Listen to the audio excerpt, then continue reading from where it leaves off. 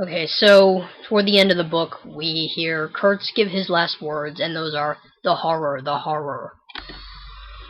I guess these could be interpreted a lot of ways, but what I believe is that Kurtz, on his deathbed, is kind of finally seeing the terrible things that he did. Namely putting people's heads on spits, because that's freaking weird. So Kurtz is a guy who's done all of these bad things, even though people see him as so noble and so brave. And this may actually be the first time he really, well, the first time in a while anyway, he really experiences human emotion. Or not necessarily emotion, but remorse. Remorse for what he's done. Remorse for putting people's heads on sticks.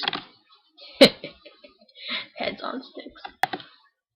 So basically, when he dies, Marlowe and the reader kind of realizes, oh hey, Kurtz wasn't a sociopath.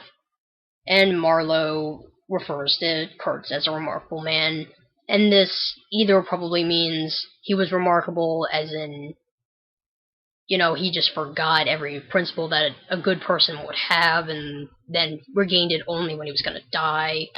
Or maybe he just meant remarkable because he could not believe that Kurtz was Kurtz, or rather that he sort of made himself this supreme ruler inside Africa.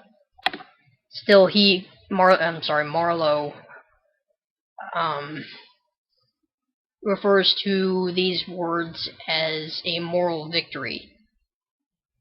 I don't know, that could point to the idea that, again, Kurtz actually had human feelings, that he wasn't all bad because he was able to see that his tyranny during life and his treachery was bad. That he was able to recognize that, oh crud, I did some bad things, and now I'm gonna die a bad person. And as for why Marlowe lies when Kurtz's fiance, I think, asks for his final words, because I don't know, he didn't want to betray Kurtz. I mean, even though he didn't like Kurtz, he kind of did feel this sense of kinship with him, and he knew that Kurtz was a pretty bad guy, and all the people that Kurtz really loved didn't. They still had this great image of him, and Marlowe didn't betray him by basically exposing Kurtz as this crazy man. He just let them keep on thinking, hey, Kurtz was really good, and he was doing them a favor because of it. I guess it was a white lie, the kind that is, well, it spares people's feelings.